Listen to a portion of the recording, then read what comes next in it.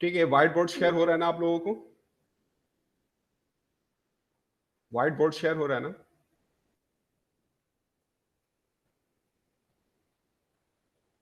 तो मैं आपको बता रहा था जो आपके पास स्केलर ट्रिपल प्रोडक्ट है, उसका जो मैग्नीट्यूड होता है वो किसके बराबर होता है? तो ये अगर आपके पास एक बॉक्स है जिसकी जो एडजेसेंट साइड्स हैं आपके पास वो ए बी सी हैं, और ये जो आपके पास साइड्स हैं ये एक राइट हैंडेड सिस्टम को फॉर्म कर रही हैं।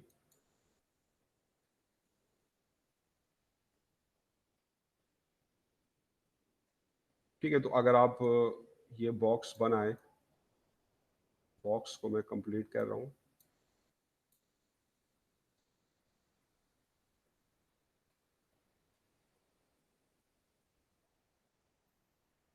ठीक है, तो ये जो बॉक्स है इसका जो वॉल्यूम है आपके पास,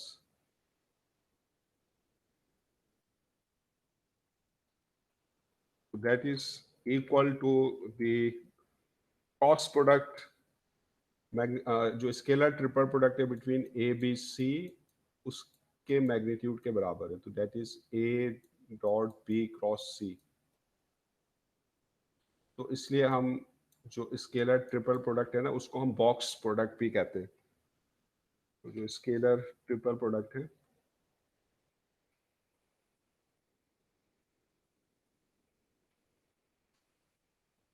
that is also called box product.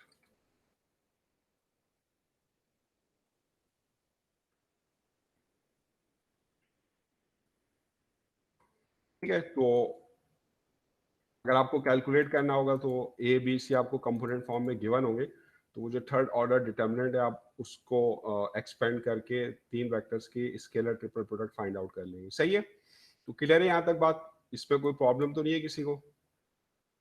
हाँ, यहाँ तक। No sir. अच्छा, अब आ जाए, अब उसके बाद जो हमने डिस्कस करना है कर्व्स इन स्पेस। मैंने आपको बताया था कि हम अपने आप को थ्री डायमेंशन तक ही ज़्यादा महदूद रखेंगे, लेकिन आप उसको जनरलाइज कर सकते हैं। तो ये जैसे आपके पास ये आपके पास स्पेस है एक्स वाई जेड एक्सिस।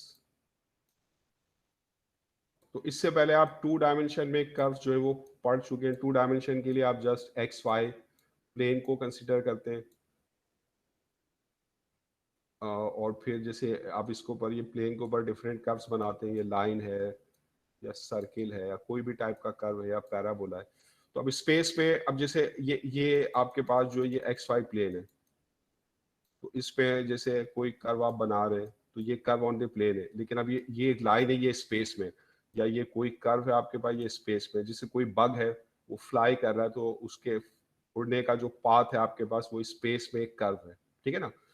तो अब ये जो कर्व इन स्पेस है, अब हम इनको हम स्टडी करेंगे, इनकी इक्वेशंस वगैरह हम लिखेंगे। तो इसमें जैसे जो सबसे सिंपल है वो आपके पास लाइन इन स्पेस है।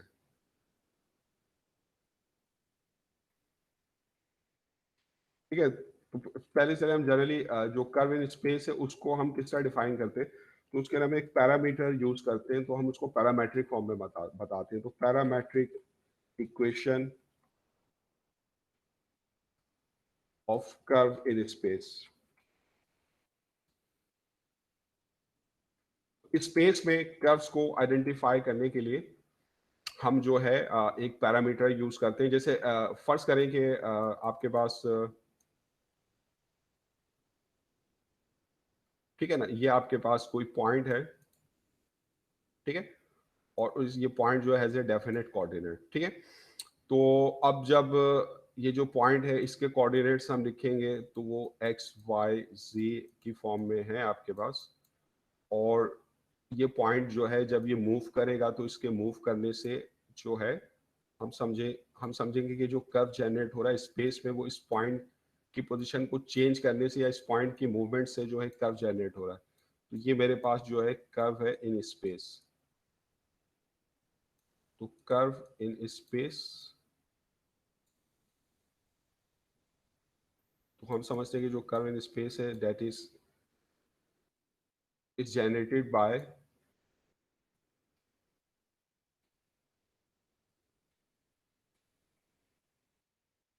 The movement of A point. ठीक है। तो ये हमारा व्यू है, ये मैथमेटिकल व्यू है कि हम समझते हैं कि जो एक कर्व है स्पेस में वो किस तरह जनरेट होता है। तो स्पेस में अगर हम कोई एक पॉइंट लें और फिर उस पॉइंट को हम हरकत करने दें, तो उस पॉइंट की हरकत करने को, अगर उस पॉइंट की मूवमेंट को अगर हम ट्रेस करेंगे तो इस तरीके से हमें एक कर्व मिलेगा। ठीक है। तो एक curve in space is generated by the movement of A point. तो अब ये जो पॉइंट में जो कोऑर्डिनेट्स है एक्स वाई जेड है, तो जब ये कर्व मूव करेगा तो ऑब्वियसली इसके जो एक्स वाई जेड कोऑर्डिनेट्स उनकी वैल्यूज जो है वो चेंज होगी। तो ये जो वैल्यूज है ये डिपेंड्स ऑन सम पैरामीटर। वो टाइम भी हो सकता है, कुछ और भी हो सकता है। तो जो एक्स वाई जेड इस पॉइंट के कोऑर्डिनेट्स हैं, तो they depend on a variable, उसको जनरली मैं कह रहा हूँ यू। तो यू जो है ये मेरा पैरामीटर है। वो जैसे अगर स्पेस, अगर टाइम को आप चेंज करते हैं तो एक्स वाई जेड कोऑर्डिनेट्स की वैल्यूज चेंज होंगी। तो इस तरीके से ये कर्व जनरेट होगा। तो time is a particular parameter जो आमतौर पे मैकेनिक्स में या जब हम किसी बॉडी की हरकत को डिस्कस करते हैं तो वहां पे जो पैरामीटर इन्वॉल्व होता है वो टाइम होता है, लेकिन हम इसको जनरलाइज कर रहे हैं। तो ये यू जो है मेरे पास ये पैरामीटर है।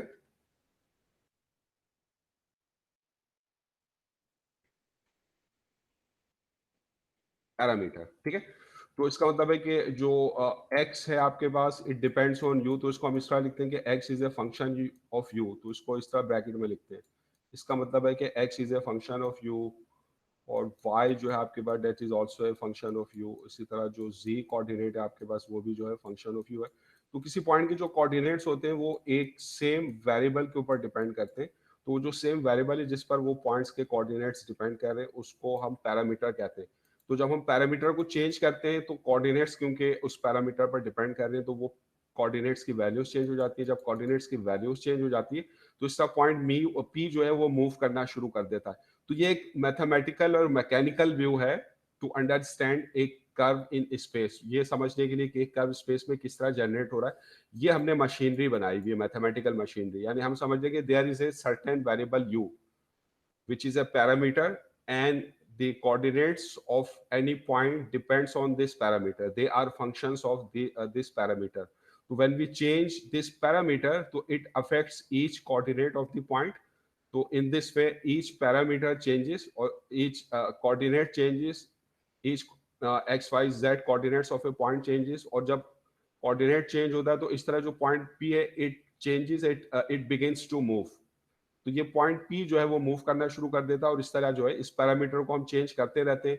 एक्स वाई जेड चेंज होता रहता है, ये पॉइंट पी मूव करता रहता है, और इस तरह ये कर्व जनरेट होता है। ठीक है ना। तो ये हमारा जो है एक मैथमेटिक्स में ये पॉइंट ऑफ व्यू है, एक मैकेनिकल तरीके से हम समझते हैं कि ये कर्व किस तरह जनरेट हो रहा है। तो इस तरह जो कर्व जनरेट होते हैं by changing the value of A parameter, तो उनको हम कहते हैं वो पैरामेट्रिक कर्व्स हैं। वो क्या है, पैरामेट्रिक कर्व। तो ये एक पैरामेट्रिक कर्व है। इसका ये पॉइंट, ये हमारे समझने का अंदाज है कि इस कर्व, ये जो कर्व जनरेट हो रहा है ये पॉइंट पी की हरकत से जनरेट हो रहा है। तो उस पॉइंट पी के जो कोऑर्डिनेट्स है वो डिपेंड कर रहे हैं एक सेम वेरिएबल यू के ऊपर जो कि पैरामीटर है। तो जब हम उस पैरामीटर को चेंज करते हैं तो पॉइंट्स के कोऑर्डिनेट चेंज होते हैं। जब पॉइंट के कोऑर्डिनेट चेंज होते हैं तो पॉइंट पी मूव करना शुरू कर देता है, और इसकी मूवमेंट को अगर हम ट्रेस करें तो इसकी मूवमेंट से जो है कर्व जनरेट होता है। ठीक है। तो इस तरीके से जो कर्व जनरेट होते हैं उनको हम कहते हैं वो पैरामेट्रिक कर्व है। तो ये आपके पास जो है एक पैरामेट्रिक कर्व है।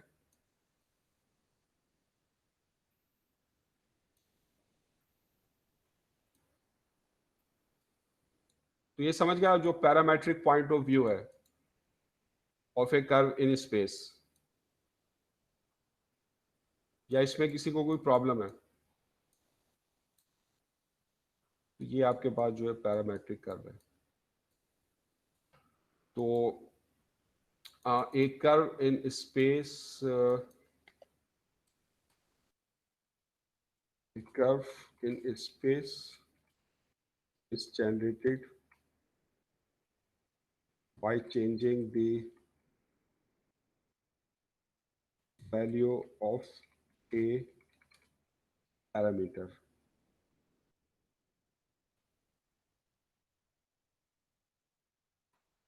So in this way the resulting curves are called parametric curve।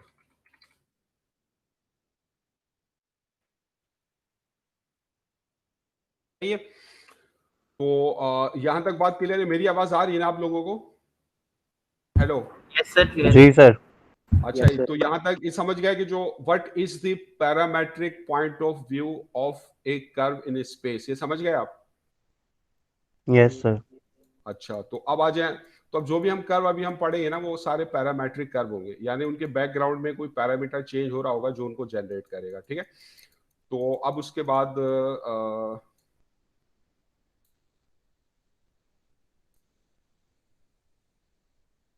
तो अब आमतौर पे जो हमारे पास जनरली जो हमारे पास कर्व्स होते हैं, उनमें जो पॉइंट आपके पास पी है, तो उनके बैकग्राउंड में जो पैरामीटर होता है वो टाइम होता है। तो जनरली जो हमारे पास पैरामीटर है वो टाइम है, लेकिन जनरली हम इसको यू लेंगे।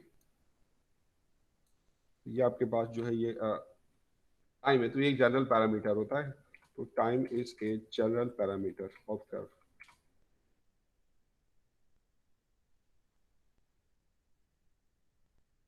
अब आज सबसे पहले अब हम जो है पैरामेट्रिक इक्वेशन पढ़ते हैं of a line in space. तो जो सबसे सिंपल कर्व है विच वी कम अक्रॉस, वो आपके पास क्या स्ट्रेट लाइन है। तो लाइन इन स्पेस,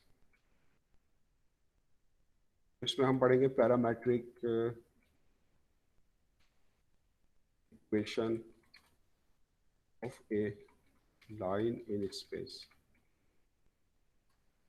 ठीक है, तो अब इस how a line is parameterised, ये हम पहले पढ़ेंगे कि एक लाइन की इक्वेशन को हम हासिल कर रहे हैं, एक लाइन को हम स्पेस पे किस तरह पैरामेट्राइज करते हैं।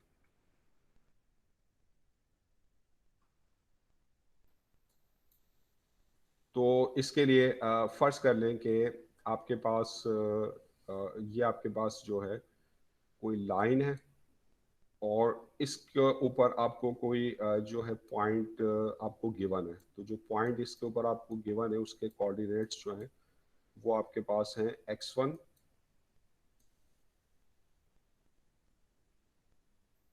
x1, y1 and z1। ये गिवन पॉइंट है ऑन द लाइन। ठीक है, तो P x1 y1 z1 that is A given point on the line. हमें पॉइंट के ऊपर एक लाइन पता है, क्योंकि आमतौर पे एक लाइन अगर गिवन है तो फिर हम उसको यूज करके इक्वेशन निकालते हैं। ये एक गिवन पॉइंट ऑन लाइन।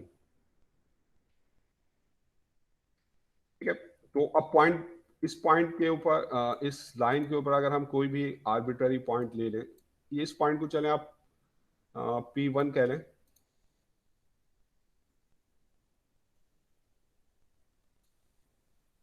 ये पॉइंट जो है P1 है, ये P1 ले लें। और P जो है is any point on the line. तो इसके कोऑर्डिनेट जो होंगे जनरल कोऑर्डिनेट्स होंगे x y z।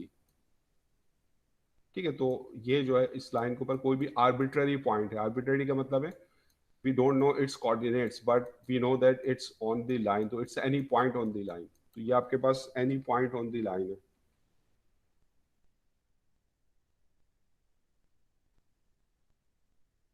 ठीक है, तो अब यहाँ पर हमारे पास एक वेक्टर जो है वो हमें गिवन है। ये वेक्टर v है which is parallel to this line, और इसके जो कोऑर्डिनेट्स हैं वो लेट्स से वो a b c हैं। ये इसके कोऑर्डिनेट्स हैं a b c। तो v is a vector which is parallel to the line।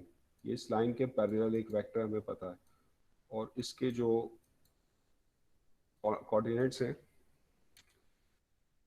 वो ए बी सी है। A vector parallel to the line.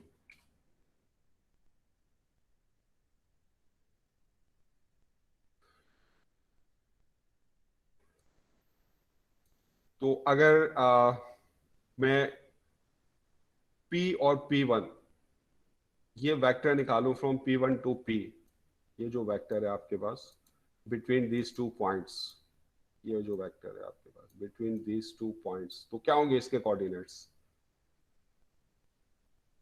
P1 P P1 से लेकर P तक ये जो वेक्टर है, तो इसके कोऑर्डिनेट्स क्या होंगे, x माइनस x1, ये इसका x कोऑर्डिनेट है, और y माइनस y1 ये इसका y कोऑर्डिनेट है, और z माइनस z1 ये इसका z कोऑर्डिनेट है। ठीक है, तो अब मुझे बताइए आप कौन सा फैक्ट इसमें ऑब्वियस है, क्या इस पिक्चर को देखकर बताएं मेरे पास कौन सा फैक्ट है जो मुझे यूज करना चाहिए, बताइए मुझे क्या समझ में आ रहा है, आपके क्या फैक्ट है जो आपको नजर आ रहा है जी। ये जो वेक्टर निकाला P1P दैट इज पैरेलल, ये पैरेलल का सिंबल है, parallel to this vector V बार।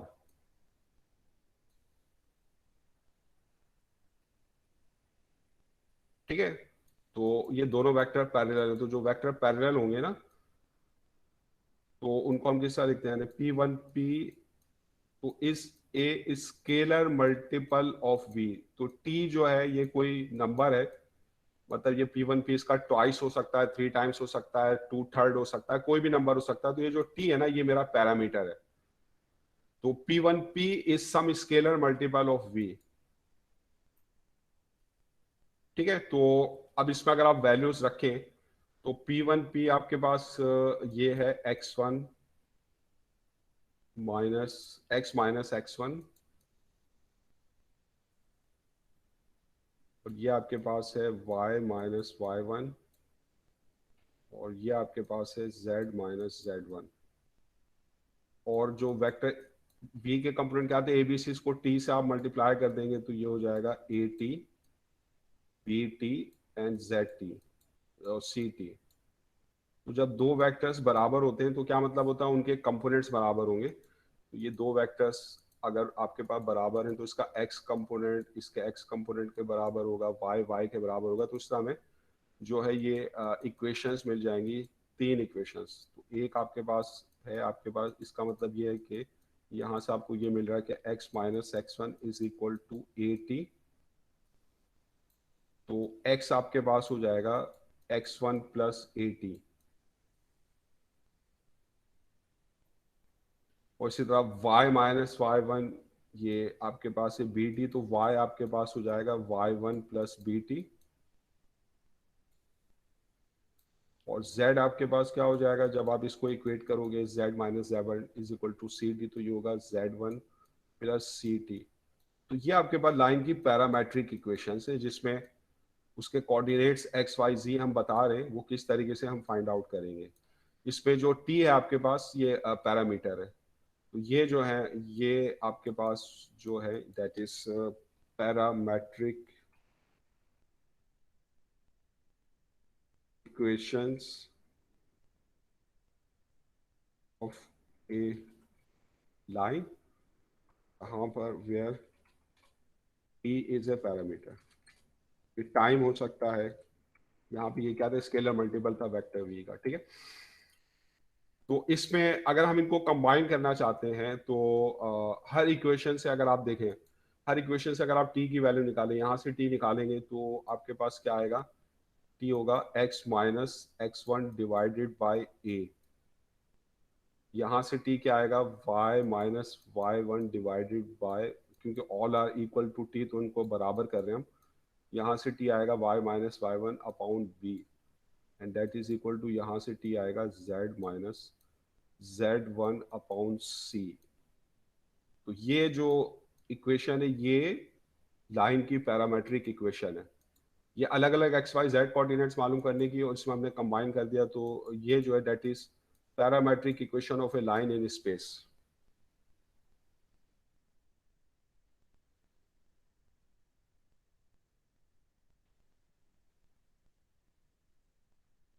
ये इसको हम इसकी एक्चुअली सिमेट्रिक फॉर्म कहते हैं, that is symmetric form of the equation of a line in space. तो अगर पैरामेट्रिक, ये पैरामेट्रिक फॉर्म है और ये आपके पास उसकी सिमेट्रिक फॉर्म है, तो हम दोनों को आपस में कन्वर्ट कर सकते हैं। अगर पैरामेट्रिक फॉर्म है उसको हम सिमेट्रिक फॉर्म में लिख सकते हैं, सिमेट्रिक फॉर्म है उसको हम पैरामेट्रिक फॉर्म में लिख सकते हैं। यानी सिमेट्रिक फॉर्म में जो रेशियोज हैं दे आर इक्वल, अगर आप इनको टी के बराबर ले लेंगे जो कि पैरामीटर है, तो हर एक को सॉल्व कर देंगे तो ये आपको अलग अलग पैरामेट्रिक इक्वेशंस जो है वो मिल जाएंगे। ठीक है, तो यहाँ तक बात क्लियर है या इसमें किसी को कोई प्रॉब्लम है? ये क्लियर है, आवाज आ रही है यस ना यस मेरी? सर। तो इसमें ये ए बी सी क्या थे आपके पास, ये इसमें आपको क्या इन्फॉर्मेशन गिवन होगी? आपको ये इन्फॉर्मेशन गिवन होगी कि एक लाइन आपको दी हुई होगी, लाइन को जैसे अगर आप एल लें, उस लाइन के ऊपर आपको एक पॉइंट गिवन होगा और उस लाइन के पैरेलल एक वेक्टर आपको गिवन होगा, उसके कंपोनेंट्स आपको मालूम होंगे। तो P1 और V को यूज करके आप फिर लाइन की पैरामेट्रिक इक्वेशन लिखेंगे। तो जो लाइन की पैरामेट्रिक इक्वेशन है आपके पास वो ये है, और अगर आप इसको सिमेट्रिक फॉर्म में लिखेंगे तो सिमेट्रिक फॉर्म ये है। तो इसमें ये जो ए बी सी है ना, ये जो वेक्टर के कंपोनेंट है, तो ये क्योंकि ये डायरेक्शन को डिटरमिन करते हैं तो इसलिए हम इन्हें डायरेक्शन नंबर्स कहते हैं। ये जो ए बी सी है, जो वेक्टर आपको गिवन था, इसके कंपोनेंट आपको दिए हुए थे, ये वेक्टर आपकी लाइन के पैरेलल था, तो इसके जो कंपोनेंट्स है ए बी सी, ये क्योंकि लाइन की डायरेक्शन को डिटरमाइन करने के लिए हम यूज कर रहे हैं, इन्हें हम कहते हैं डायरेक्शन नंबर्स। तो ये जो है डायरेक्शन नंबर्स है,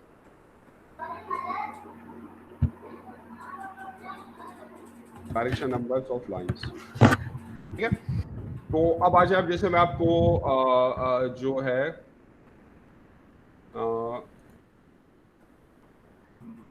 मैं आपको एक क्वेश्चन जो है वो मैं आपको देता हूँ और फिर आप उस क्वेश्चन को जो है आप करें। आप अपने पास पेज और कॉपी है ना आपके पास, तो उसको आप अपने पास रखें।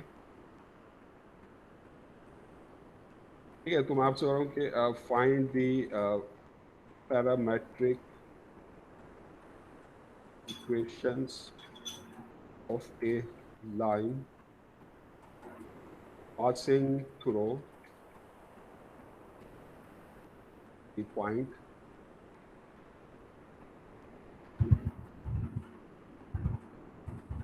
Four minus 3 2। पॉइंट से पास हो रहा है, इस पॉइंट को आप कोई भी नाम दे दें, इससे कोई फर्क नहीं पड़ता आप इसे क्या नाम देते हैं। P1 कह रहा था, passing through the point and parallel to the vector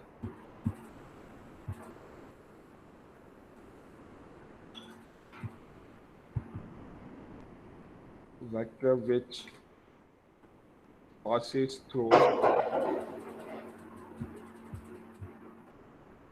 -1 2 4 and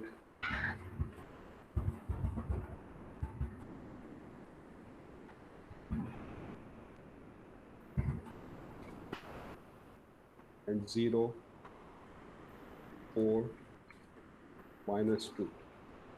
ये तो ये आपका क्वेश्चन है। आपने आप पैरामेट्रिक इक्वेशन निकालनी है एक लाइन के which passes through this point, और वो एक ऐसे वेक्टर के parallel which itself passes through this 2 points. ठीक है, तो अब निकालें आप। ये आपके पास लाइन है, इसके ऊपर ये एक पॉइंट से पास हो रही है, जो इसको P1 ले लें आप। ये आपके पास क्या है, 4 और -3 and 2, 4 -3 and 2।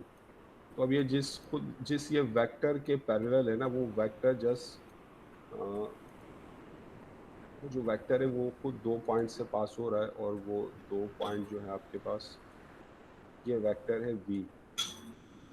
उसकी जो टेल है वो आपको दे दी है। टेल कौन सा पॉइंट है, ये आपके पास पॉइंट है -1 2 and -4। आप चाहे इस पॉइंट को नाम दे दें A, और इसके जो हेड है वो आपके पास है point B, that is 0 -0 4 and -2। तो इन पॉइंट्स की मदद से आप ये वेक्टर फाइंड आउट कर लोगे, इस वेक्टर के कोऑर्डिनेट्स निकाल लोगे, तो वो ABC होगा। सही है, तो समझ में आ रहा है क्या करना है इसमें? Yes sir. तो अब ये जो वेक्टर V है आपके पास, इसके कंपोनेंट क्या होंगे? ये होगा 0 -1, ये हो जाएगा 1, और ये 4 -2 ये हो जाएगा 2। आपको पता है 2 पॉइंट्स के दरमियान अगर वेक्टर निकालना है तो किससे निकालते हैं, हेड माइनस टेल। ठीक है, और -2 -4 ये आपके पास हो जाएगा 2। ठीक है ना, -2 -4 -2 +4 ये हो गया 2। ये आपको मिल गया A B और C। और ये आपके पास है x1 y1 और z1। तो जो पैरामेट्रिक इक्वेशन है इस लाइन L की, तो ये क्या होगा, x होगा आपके पास x1 प्लस ए टी, तो x1 इसमें है 4 प्लस a आपके पास है 1 t, तो ये 4 प्लस t, तो ये x कोऑर्डिनेट आपके पास आ गया। फिर y कोऑर्डिनेट अगर आप निकालेंगे तो वो आपके पास होता है y1 प्लस बी टी, तो y1 इसमें है -3 और b जो डायरेक्शन नंबर है वेक्टर का y कंपोनेंट, तो ये -3 और +2t, तो ये आपके पास जो इसका y कोऑर्डिनेट आ गया। और जो z कोऑर्डिनेट होगा आपके पास वो होगा z1 प्लस सी टी, और z1 जो है पॉइंट जिससे लाइन पास हो रही है उसका z कोऑर्डिनेट है ये 2, और c जो है जो वेक्टर लाइन के पैरेलल है उसका आपके पास जो है z कंपोनेंट है, तो दैट इज 2, तो ये 2 प्लस 2t, तो ये जो है आपके पास लाइन की पैरामेट्रिक इक्वेशन आ गई। अब अगर आपने इसको सिमेट्रिक फॉर्म में लिखना है, सिमेट्रिक फॉर्म में अगर आपको लिखना है तो आप किस तरह लिख सकते हैं, तो वो आपके पास है x minus x1, x minus यहाँ से निकालेंगे x1, वो आपके पास इसको सॉल्व कर लेंगे, ये x माइनस 4 अपॉन ए आपके पास जो है वो 1 है, तो डेट इज 1 से डिवाइड करेंगे तो वही आ जाएगा, इज इक्वल टू यहाँ से y माइनस y1, ये y -3 यहाँ शिफ्ट करेंगे +3 और डिवाइडेड बाय 2, यानी हर एक से t की वैल्यू निकाल के इक्वेट कर लें, पैरामीटर की वैल्यू निकाल से यहाँ से आ जाएगा z -2/2। तो ये जो है सिमेट्रिक फॉर्म है लाइन की इक्वेशन की। सर ये सिमेट्रिक फॉर्म जो है वो फाइनल आंसर है बस?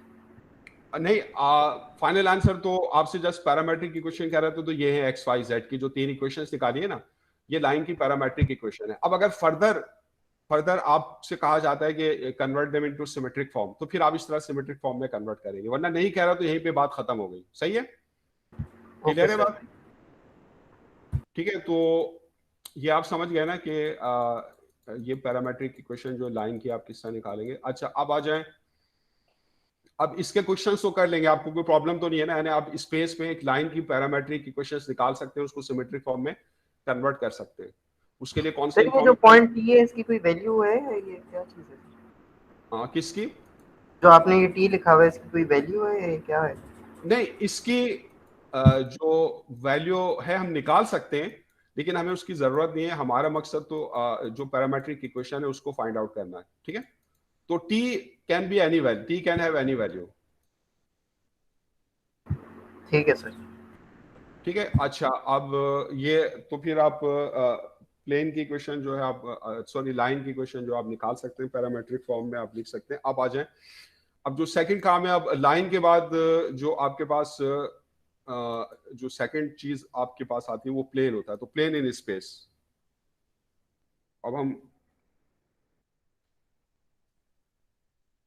प्लेन इन स्पेस को स्टडी करते हैं, तो जैसे ये आपके पास एक्स वाई जेड एक्सिस है, तो खुद इसके अंदर जो आपको प्लेन मिलते हैं जो कि कोऑर्डिनेट प्लेन्स हैं आपके पास, वो कौन कौन से प्लेन है? एक तो आपके पास ये प्लेन है एक्स वाई प्लेन, ठीक है ना, और फिर एक आपके पास ये वाई जेड प्लेन है, जैसे आपकी ये रूम है, ये आपका फ्लोर है, ये दीवारें हैं जो परपेंडिकुलर है, और ये एक्स जेड प्लेन है।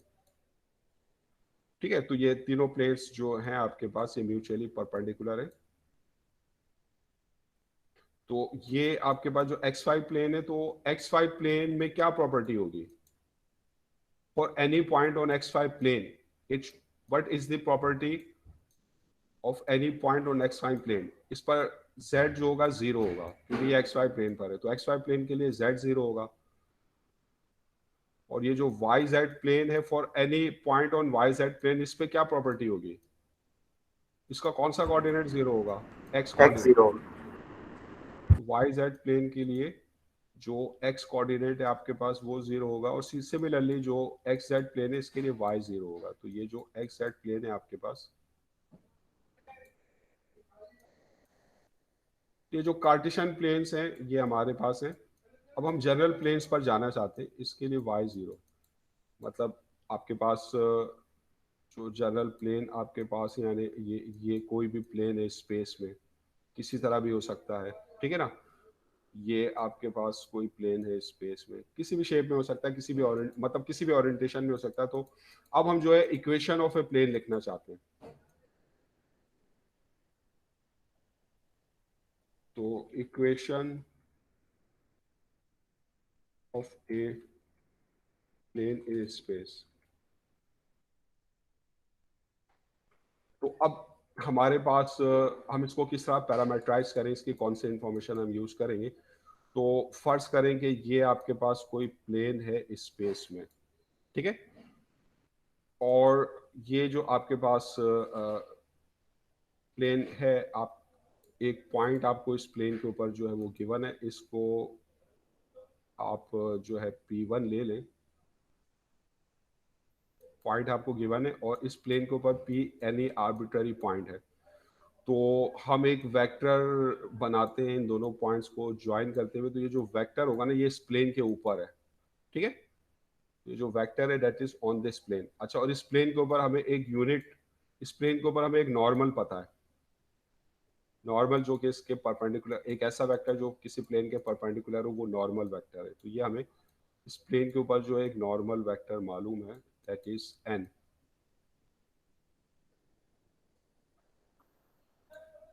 ठीक है। तो ये प्लेन के परपेंडिकुलर है, ये जो नॉर्मल वेक्टर है। तो जो आपके पास ये जो वेक्टर है on the plane P1P, that is a vector on the plane.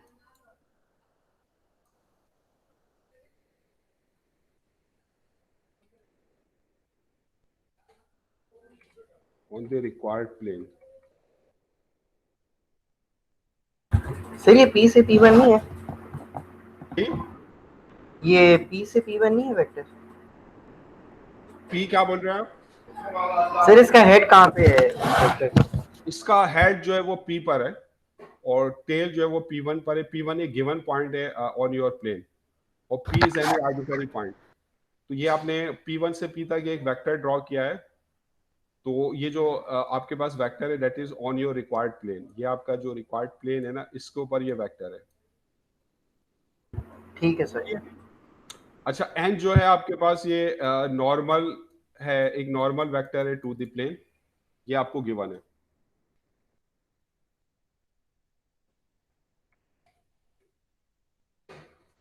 Normal vector to the plane. तो मुझे बताइए क्या प्रॉपर्टी होती है जो परपेंडिकुलर वेक्टर्स होते हैं। अब ये P1P is perpendicular to n, सही है। Any vector on your plane is perpendicular to the normal to the plane. तो ये जो वेक्टर है हमारे पास P1 के कोऑर्डिनेट्स हमें पता है। P1 के कोऑर्डिनेट से P1 एक पॉइंट ऑन द प्लेन है, ये x1 y1 और z1 है। तो जो आपके पास ये P1 है that is a point on the plane, ये हमें मालूम है, a point on the plane. तो P1P is perpendicular to normal vector, ये परपेंडिकुलर का सिंबल है। लाइन के अंदर हम क्या फीचर यूज करते हैं, उस पर एक वेक्टर दिया होता है which is parallel to the line, ठीक है। तो वहां पे लाइन को पैरामीटराइज करने के लिए हम एक ऐसा वेक्टर यूज करते हैं जो लाइन के पैरेलल है, जबकि प्लेन को पैरामीटराइज करने के लिए हम एक ऐसा वेक्टर यूज करते हैं जो प्लेन के परपेंडिकुलर है, नॉर्मल टू द प्लेन है। तो अगर दो वेक्टर नॉर्मल हो तो उनकी डॉट प्रोडक्ट क्या होती है, डॉट प्रोडक्ट को हम यूज करेंगे। अगर दो वेक्टर परपेंडिकुलर हो तो उनकी डॉट प्रोडक्ट क्या होती है, 0। तो ये P1P और ये जो वेक्टर है n, इसकी जो डॉट प्रोडक्ट है आपके पास वो 0 है। तो ये जो वेक्टर n है आपके पास, इसके कंपोनेंट्स हमें दिए हुए, ले लें आप इसका x कंपोनेंट n1 n2 और n3 है। ये अगर हम, चलिए इसको a b c ले लेते हैं ताकि ये आसान हो जाए।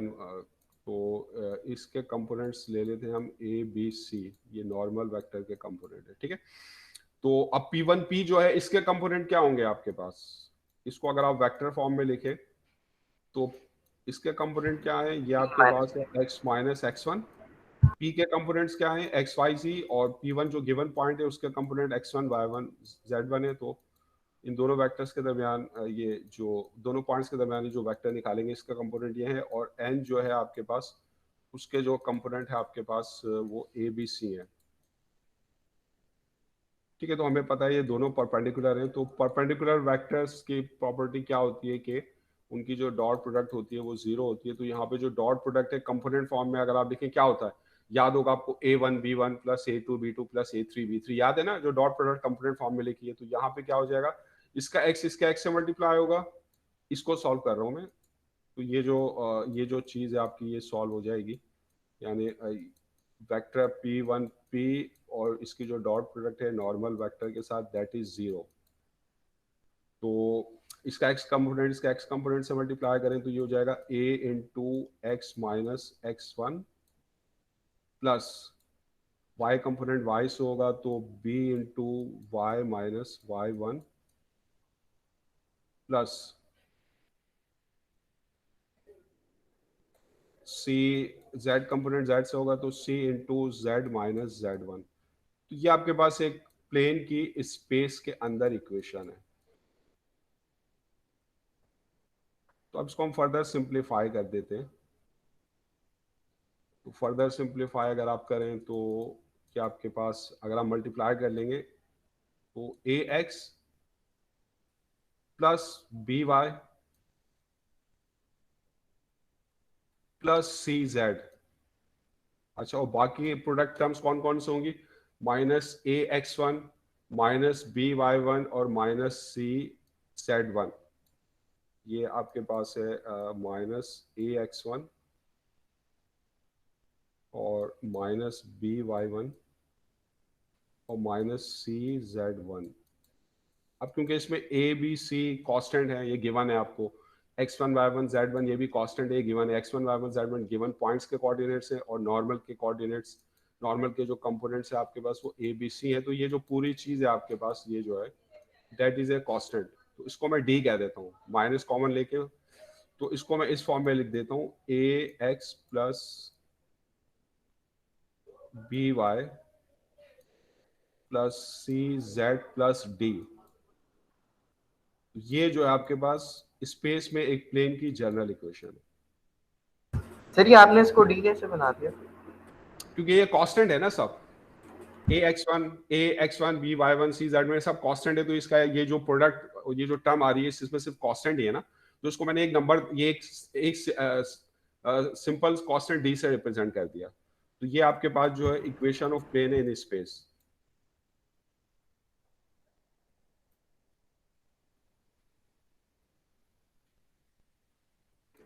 Equation of plane in space,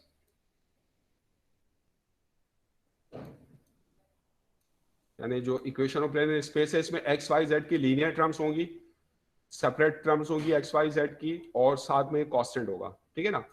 तो इस टाइप की जो इक्वेशन होती है इस टाइप की जो इक्वेशन होती है they represent a plane in space. जैसे फॉर एग्जांपल अगर मैं आपको ये लिखता हूँ 4x प्लस 3y और -7z is plus 9 is equal to 0।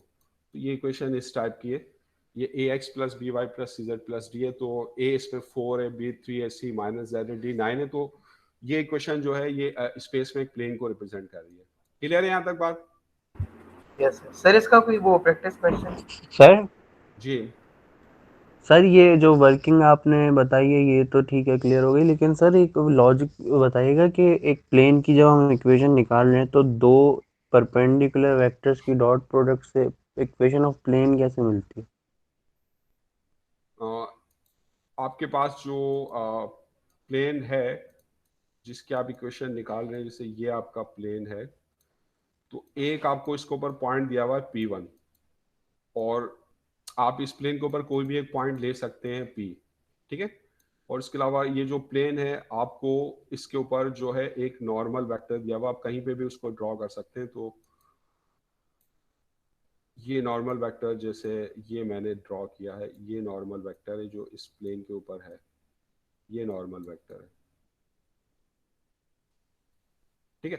तो अब ये जो प्लेन है इसके ऊपर मैं कोई भी वेक्टर ड्रॉ करूं, ऐसे ड्रॉ करूं, ऐसे ड्रॉ करूं, ऐसे ड्रॉ करूं या ऐसे ड्रॉ करूं, ये तमाम वेक्टर्स होंगे इस नॉर्मल के परपेंडिकुलर होंगे। सही है ना, ये बात तो क्लियर है ना, क्योंकि ये नॉर्मल जो है जी सर। ये परपेंडिकुलर टू द प्लेन है। तो अगर आप जो आपका जो प्लेन है, जैसे ये आपका प्लेन है और इसके ऊपर ये आपको एक नॉर्मल वेक्टर दिया हुआ है एन, तो अब इस प्लेन के ऊपर आप कोई भी वेक्टर ड्रॉ कर लें, ऐसे कर लें, ऐसे कर लें, कोई भी, तो वो सारे वेक्टर जो होंगे नॉर्मल के ऊपर परपेंडिकुलर होंगे। तो अब क्योंकि मुझे एक पॉइंट P1 पता है, मैं कोई भी पॉइंट ले लूँ, कहीं पर भी ले लें, इससे कोई फर्क नहीं पड़ता। तो अगर मैं अपने ये एक P1 मेरे पॉइंट गिवन है और मैं कोई भी पॉइंट ले लूँ P, तो अगर मैं इन दोनों को ज्वाइन करके ये वेक्टर बनाऊं जिसकी टेल P1 पर है, हेड P पर है, तो ये मुझे वेक्टर मिल गया P1P। और दूसरी तरफ जो है मेरे पास एक नॉर्मल मुझे दिया हुआ है प्लेन के ऊपर, नॉर्मल वेक्टर। तो अब इनमें क्या रिलेशनशिप होगी, ये जो वेक्टर है ऑन द प्लेन P1P, तो ये परपेंडिकुलर है टू नॉर्मल वेक्टर, तो इनकी जो डॉट प्रोडक्ट होगी वो आपके पास जीरो होगी। तो उसको जीरो सेट करके मैंने प्लेन की इक्वेशन ड्राइव करी है। सही है, क्लियर है बात या कुछ प्रॉब्लम है? जी सर ठीक है। अच्छा, तो अब जो है, अब इसमें जैसे अब आपको मैं एक जो है, आपको मैं एक क्वेश्चन जैसे आपको मैं देता हूँ, तो वो जो क्वेश्चन है फिर आप उसको अब मुझे करके दिखाएं। मैं बुक से ही आपको एक क्वेश्चन देता हूँ।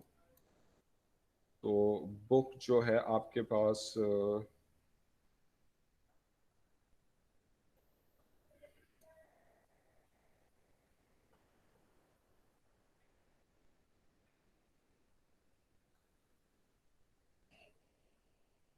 तो ये मैं बुक से जो है आपको क्वेश्चन दे रहा हूँ। तो इसमें अ,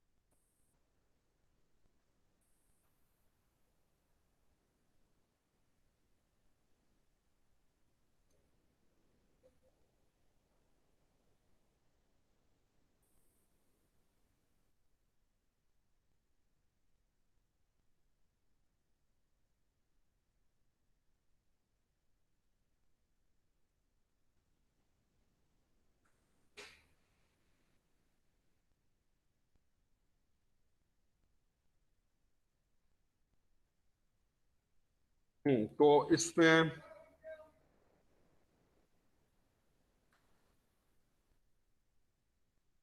अच्छा, तो अब आप देखिए क्वेश्चन मैं आपको बता रहा हूँ। तो ये आपको एक प्लेन मालूम करना है विच कंटेन्स 3 पॉइंट्स। तो finding the equation of a plane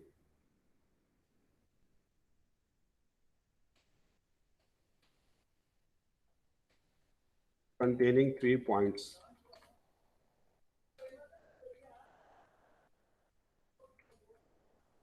ठीक है, तो अब इसमें ये आपका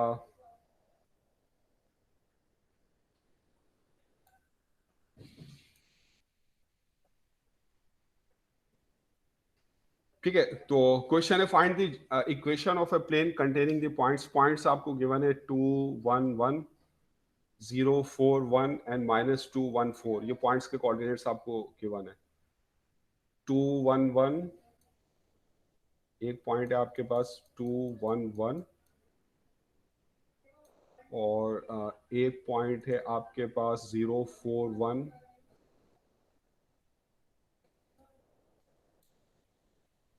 और एक पॉइंट है आपके पास -2, 1, 4।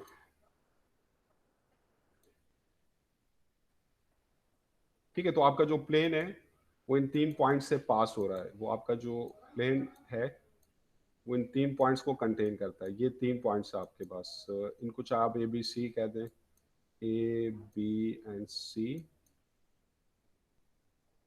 ये पॉइंट ए है आपके पास, पॉइंट बी है आपके पास और पॉइंट सी है। तो अब इस प्लेन की क्वेश्चन निकालिए।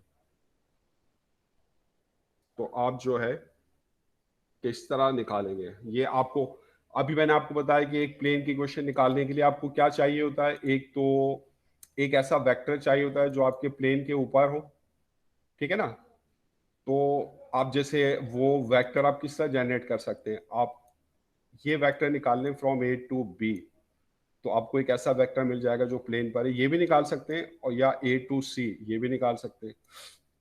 दो वेक्टर्स आपको मिल रहे हैं इस प्लेन के ऊपर, अगर आप बल्कि आप तीन भी निकाल सकते हैं, एक बी से सी तक भी तीन वेक्टर्स आपको मिल रहे हैं which are on this plane by using these 3 points. A to B एक वेक्टर आप निकाल लें, इसको लेट से आप कह लें यू कह लें, ठीक है। यू निकाल लिया आपने, यू निकाल लें और इसको वी कह लें। यू आपके पास है ए बी वेक्टर, तो ये बी माइनस ए करके आप निकाल लेंगे, तो वेक्टर यू निकाल लें और वेक्टर बी निकाल लें। और वेक्टर बी जो है आपके पास ये है ए सी, ठीक है। तो मुझे बताएंगे यू के कोऑर्डिनेट्स क्या होंगे। ये बी माइनस ए तो 0 -2 ये हो जाएगा -2 -2i 3j और 0k। 0 के, सही है। अच्छा, और v आपके पास क्या होगा, v आपके पास हो जाएगा, ये ए सी है, तो ये आपके पास जो है -4i 0 और 3। -4i कंपोनेंट में -4 0 और 3, 3। सही है। तो अब इसमें कोई भी वेक्टर आप यूज कर सकते हैं आगे डॉट प्रोडक्ट के लिए। अच्छा, फिर और क्या चाहिए होता है आपको, एक नॉर्मल वेक्टर चाहिए होता है टू दी प्लेन, सही है ना। Yes sir. तो देखिए जो u क्रॉस v है आपके पास, जो u क्रॉस v है,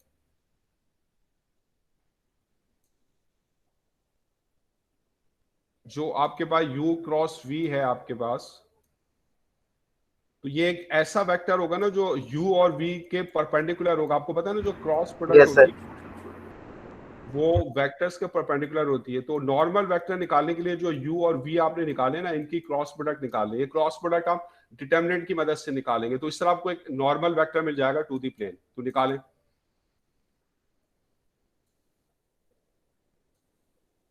तो ये आपके पास जो है प्लेन है, इस पे ये पॉइंट थे ए और बी और सी, तो आपने पहले ये वेक्टर निकाल लिए, दैट इज u और v। फिर अब आप जो है u और v की क्रॉस प्रोडक्ट ले रहे हैं, तो इस तरह आपको एक नॉर्मल वेक्टर मिल रहा है, एक ऐसा वेक्टर जो इस प्लेन के परपेंडिकुलर है। तो अब ये जो n आपके पास आएगा ना कंपोनेंट फॉर्म में, ये आपके पास क्या होगा, i j n k। अब u के जो कंपोनेंट हैं फर्स्ट फैक्टर के ये है -230 -230, और u के कंपोनेंट जो थे आपके पास ये है, ये आपके पास जो था c जो है आपके -2 -403,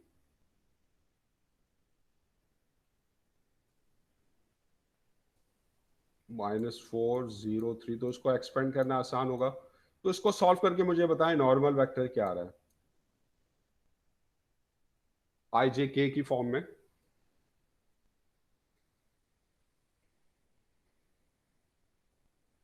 जी, सॉल्व कर रहे हैं आप लोग। Yes sir. 9i + 6j और 0k।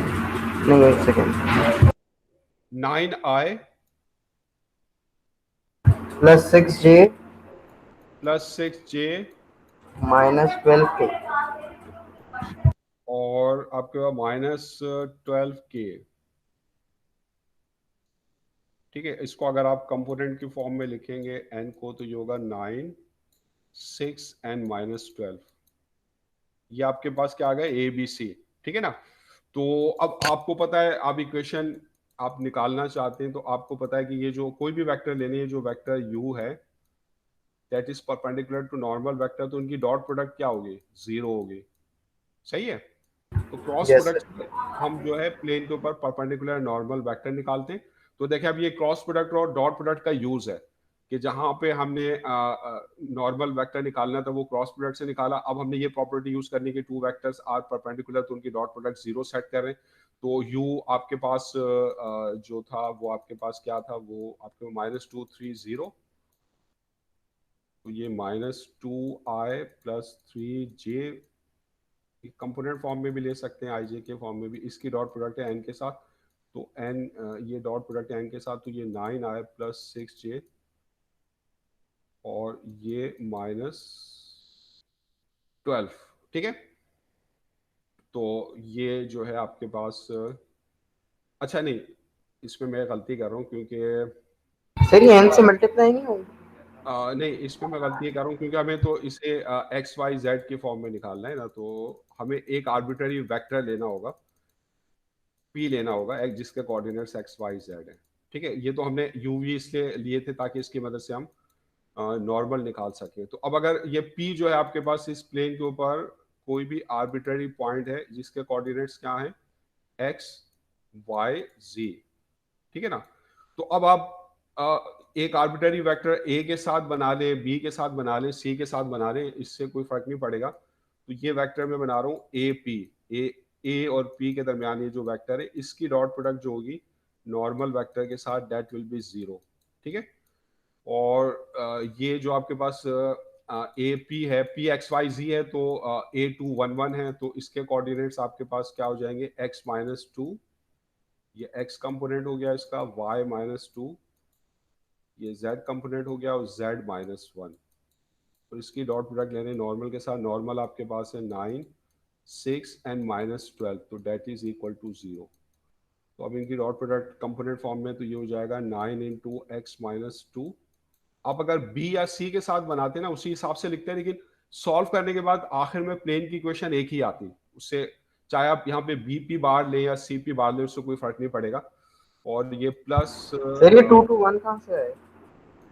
2 to 1, ए के कोऑर्डिनेट्स क्या थे, 2 to 1 थे ना, और पी के कोऑर्डिनेट्स क्या है, एक्स वाई जी। तो ये जो वेक्टर है विच स्टार्ट्स फ्रॉम ए, जिसकी टेल ए पर है और हेड पी पर है, तो ये क्या होगा, पी माइनस ए होगा ना। पी के कोऑर्डिनेट्स में से ए के कोऑर्डिनेट्स माइनस करेंगे, तो पी का एक्स कोऑर्डिनेट में से ए का एक्स कोऑर्डिनेट 2 माइनस किया, तो इस वेक्टर का एक्स कोऑर्डिनेट x-2 आ गया। सही है। सर वो तो ये 2 1 1 नहीं थे ए के कोऑर्डिनेट? एक मिनट, 2 1 1 है, मैं देख लेता हूँ। 2, हाँ 2 1 1 है, सॉरी। तो ये जो आपके पास हो जाएगा, ये हो जाएगा y-1। ठीक है। तो ये 9 × x-2 + 6 × y-1 और plus -12 × z-1 is equal to 0। तो इसको अब आप सिंप्लीफाई कर लेंगे, ये आपके रिक्वायर्ड प्लेन की इक्वेशन आ जाएगी। तो ये आपके पास 9x और ये +6y और -12z, और ये 9 - 2 से हुआ -18 हो गया, 6 - 1 से हुआ -6 हो गया, -12 - 1 से हुआ +12 हो गया। तो ये प्लेन की इक्वेशन आपके पास ax + by + c + d की फॉर्म में आ गई।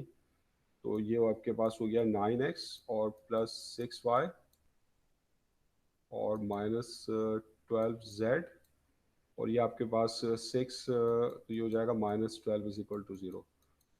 तो ये आपके रिक्वायर्ड प्लेन की इक्वेशन आ गई। समझ में आ रही बात? Sir clear? अभी इसमें वो 3 कॉमन ले सकते हैं या नहीं? हाँ ले सकते हैं, 3 कॉमन लेने तो वो, या पूरी इक्वेशन को 3 से अगर आप डिवाइड कर देंगे तो ये 3x + 2y और -4z - 4, ये आपकी रिक्वायर्ड इक्वेशन होगी। तो आप समझ गए कि अगर किसी प्लेन के ऊपर आपको 3 पॉइंट्स गिवन हो तो किस तरीके से आप उसकी इक्वेशन फाइंड आउट करेंगे। ये है finding the equation of a plane containing 3 points. समझ गए आप? या इसमें किसी को कोई यस सर। प्रॉब्लम है? सर क्लियर है? लेकिन ये तो सिर्फ ए की है ये ना, इसके बाद बी और सी की भी निकालेंगे अलग अलग। नहीं नहीं, ये तो प्लेन की इक्वेशन आ गई ना। तो मैंने, आप चाहे यहाँ पर ए को यूज नहीं करते, आप बी के कोऑर्डिनेट्स यूज कर लेते, जब भी इक्वेशन यही आती, सेम आंसर आता सर? सेम आती, करके देख लीजिए आप। और चाहे आप ओके सी यूज कर लें, क्योंकि ये प्लेन तो सेम है ना, तो इसकी इक्वेशन तो एक ही आएगी, चाहे आप पॉइंट ए यूज करें, बी यूज करें, सी या कोई और भी दूसरा पॉइंट यूज करें। ठीक है, सही है, क्लियर है बात? तो मैंने yes sir. Point A use किया, आप बी और सी भी यूज करके खुद ही देख लीजिएगा, इक्वेशन सेम आएगी, इक्वेशन यही आएगी। ठीक है, तो अब देखें, अब इसके अंदर आपको ये डॉट प्रोडक्ट है उसका यूज आना चाहिए एप्लीकेशन, क्रॉस प्रोडक्ट है उसका यूज एप्लीकेशन, फिर स्केलर ट्रिपल प्रोडक्ट है वो आप कैलकुलेट कर सकते हो, फिर आप स्पेस में एक लाइन की इक्वेशन पैरामेट्रिक फॉर्म में निकाल सकते हो और उसको सिमेट्रिक फॉर्म में कन्वर्ट कर सकते हो, और फिर आप स्पेस में एक प्लेन की इक्वेशन निकाल सकते हो। और अगर आपको एक प्लेन जो है वो स्पेस में गिवन है, उसको बस 3 पॉइंट्स गिवन है, जैसे ये प्रॉब्लम में हमने किया, तो उन 3 पॉइंट्स को यूज करके आप प्लेन की इक्वेशन फाइंड आउट कर सकते हो। सही है, क्लियर है यहाँ तक बात? Yes sir. Yes sir. अब आ जाए, अब प्लेन ही में है ट्रेसेस ऑफ ए प्लेन।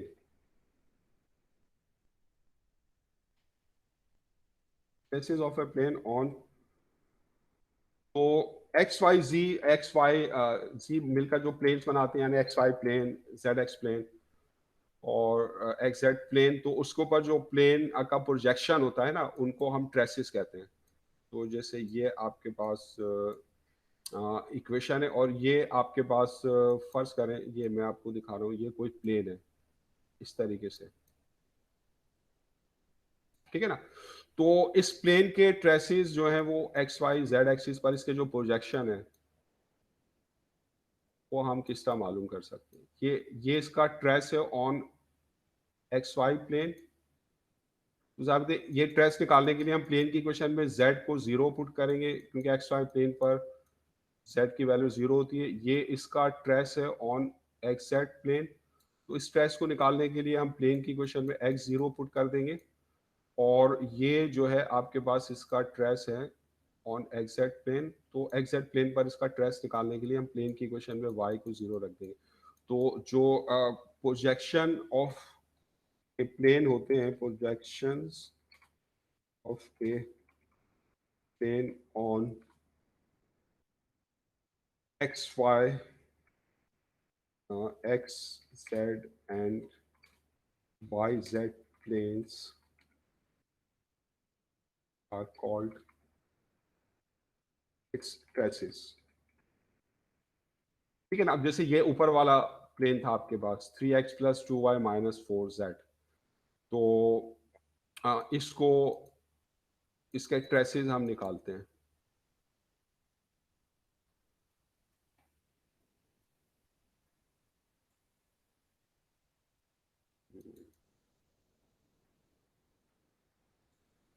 तो चले, अगर ये प्लेन है आपके पास 4x+2y+3z प्लस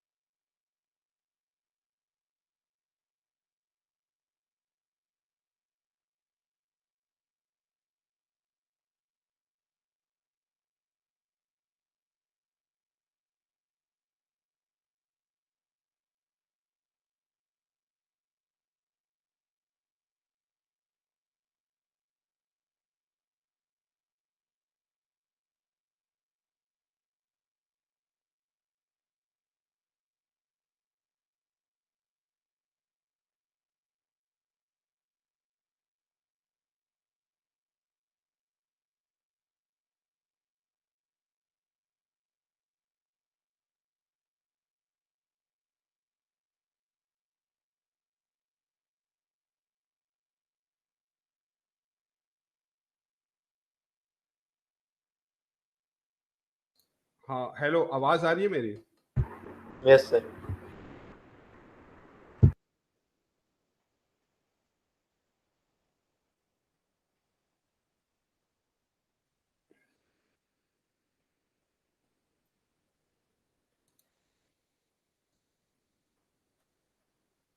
ठीक है, व्हाइट बोर्ड नजर आ रहा है ना आपको? नो सर, अब आ रहे हैं। अच्छा, तो इसमें तो ये ट्रेसेस जो है हम निकाल रहे थे आप प्लेन के, तो अब जैसे ये आपके पास प्लेन है 4x plus 2y plus 3z और प्लस 12 इज इक्वल टू 0। ठीक है ना? तो इसके traces on x y z plane के ऊपर निकालने के लिए अब जैसे अगर आप वैसे इसको प्लॉट करते हैं, अगर आप एक्स एक्सिस के ऊपर देखें ये प्लेन कहाँ पे इंटरसेक्ट कर रहा है, उसको अगर आप निकालें तो उसके लिए आप y और z को 0 सेट करके आप x की वैल्यू निकाल लेंगे। ठीक है, तो अगर आप y और z को 0 सेट करेंगे तो ये बनेगा 4x plus 12 is equal to 3। इसको मैं जो है माइनस कर देता हूँ ताकि ये, तो 4x is will be equal to 3, तो x की वैल्यू आएगी 3। तो ये पॉइंट इस पे मिल जाएगा 300। ये वो पॉइंट है जहां पर ये x एक्सिस को इंटरसेक्ट कर रहा है, इसका वो पॉइंट जहां पर ये y एक्सिस को इंटरसेक्ट करे वो निकाल लें। x और z को अगर आप 0 सेट करेंगे तो 2y minus 12 is equal to 0, तो y की वैल्यू आएगी 6। तो ये आपको पॉइंट मिल जाएगा। y एक्सिस के ऊपर x 0 है, y 6 है, 0 6 0। और z एक्सिस को ये प्लेन किस पॉइंट पे इंटरसेक्ट करता है उसके लिए x और y 0 सेट करें तो z की वैल्यू निकालेंगे 4 आएगी। तो ये पॉइंट मिल जाएगा 0 0 4। ठीक है ना? तो अब ये जो 3 पॉइंट आ रहे हैं इनको अगर आप स्ट्रेट लाइन से ज्वाइन कर देंगे तो ये आपको इस प्लेन के ट्रेस मिल जाएंगे। यानी ये आपको इसका ट्रेस मिल रहा है एक्स वाई प्लेन पर, ये मिल रहा है वाई जेड प्लेन पर, और ये मिल रहा है एक्स जेड प्लेन पर। ये इसके ट्रेसेस हैं। तो अगर आप इन ट्रेसेस की क्वेश्चन लिखें, अब ये देखें जो ट्रेसेस है ना, they are lines on plane.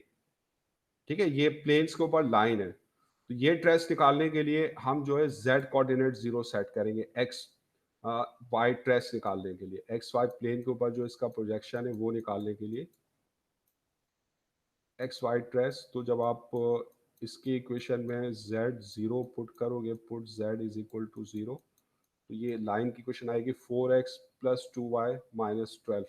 फिर आप इसमें से देख रहे हैं आप 2 जो है वो कॉमन ले सकते हैं, तो 2x प्लस वाई माइनस 6। तो इस लाइन की क्वेश्चन हो जाएगी 2x plus y minus 6 is equal to 0।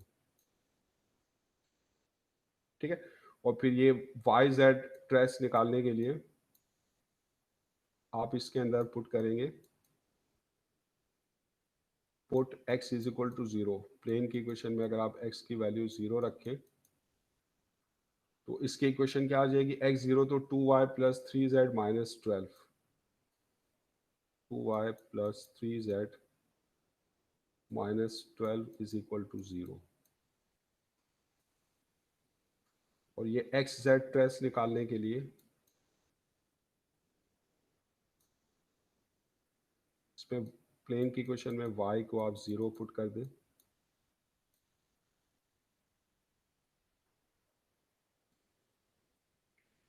इसमें y 0 रखेंगे तो 4x प्लस 3z माइनस 12। तो ये इसकी क्वेश्चन आ जाएगी 4x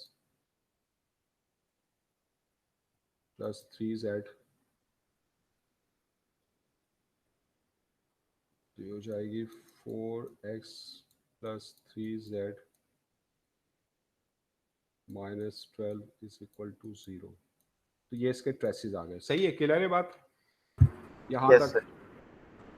तो अब जो है अब हम जो है ये टॉपिक तो हमारा फिर यहाँ पे जो है ख़त्म हो गया है।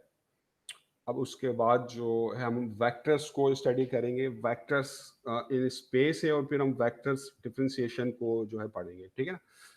तो वेक्टर डिफरेंशिएशन जो है अब हमने, यानी अगर वेक्टर है उनको हम किस तरीके से डिफरेंशिएट करेंगे, तो वेक्टर डिफरेंशिएशन ये अब हमने टॉपिक पढ़ना है।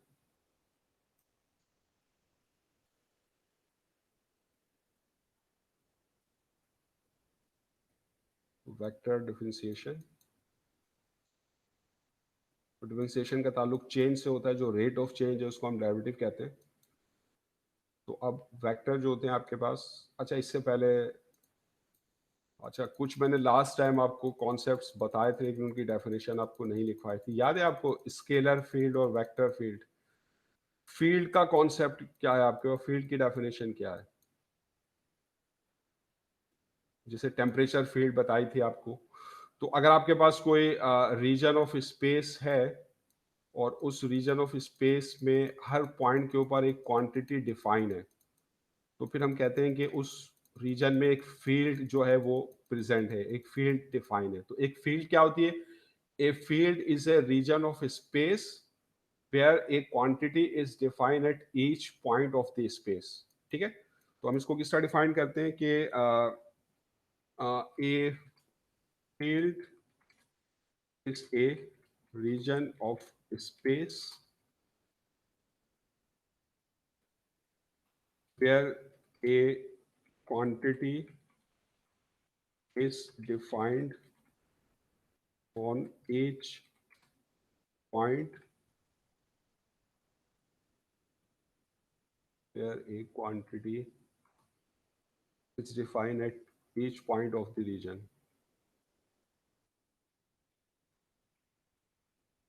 Point of the region, ठीक है, या आप इस तरह भी डिफाइन कर सकते हैं, और if A quantity is defined on each point of a region in a space,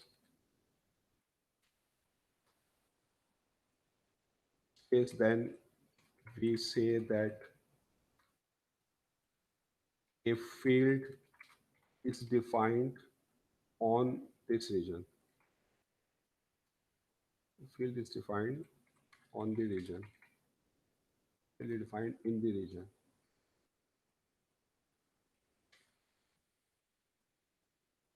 ठीक है ना? अब जैसे for example in a room, temperature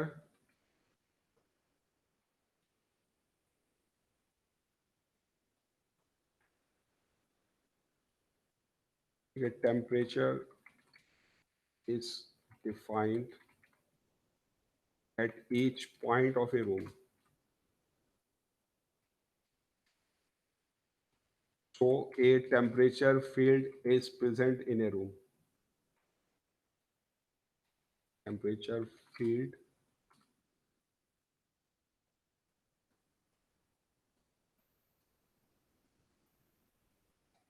is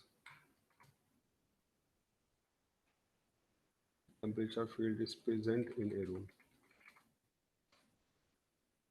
ठीक है ना? ये आपके एग्जाम्पल हो गए। इसी तरह एग्जाम्पल 2 है आपके पास। ठीक है, a gravitational field is defined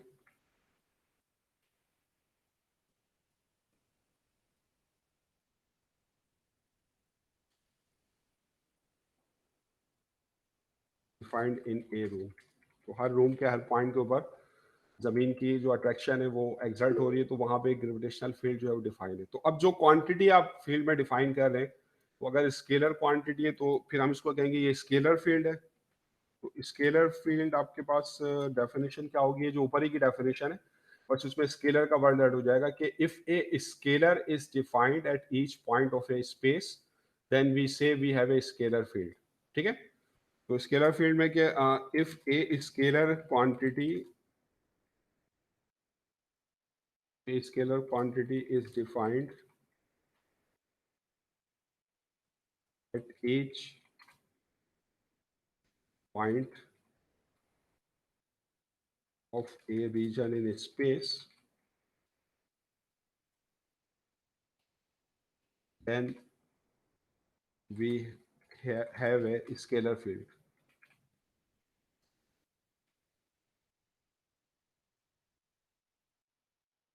ठीक है ना? जैसे फॉर एग्जांपल जो टेम्परेचर स्केलर होता है, फॉर एग्जांपल टेम्परेचर फील्ड है आपके पास। वो एक स्केलर फील्ड है, ठीक है। और इसी तरह अगर आप जो है जो क्वांटिटी आपने डिफाइन करी at each point of a region वो आपके पास वेक्टर है, तो फिर you have a vector field. तो इसी तरीके से आप खुद वेक्टर फील्ड को डिफाइन कर लीजिएगा कि if a vector quantity is defined at each point of a region in space, तो then we have a vector field. जैसे फॉर एग्जांपल जो फोर्स फील्ड होती है किसी भी रूम में, जो अर्थ की जो ग्रेविटेशनल फील्ड होती है, ग्रेविटेशनल फील्ड जो होती है ना, हर रूम के हर पॉइंट पर कुछ ना कुछ ग्रेविटेशनल फील्ड की वैल्यू होगी।